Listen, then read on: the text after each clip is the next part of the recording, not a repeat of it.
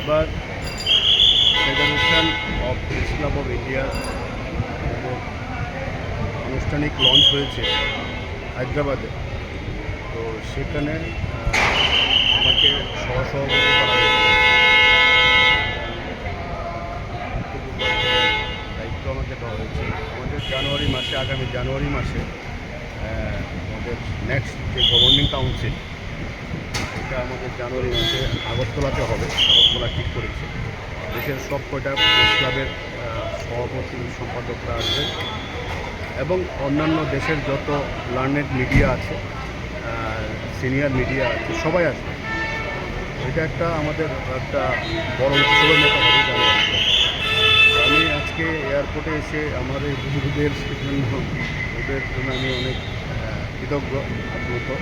এত সকালবেলা ওরা এসছে, ওদেরকে অনেক অনেক ধন্যবাদ জানাই।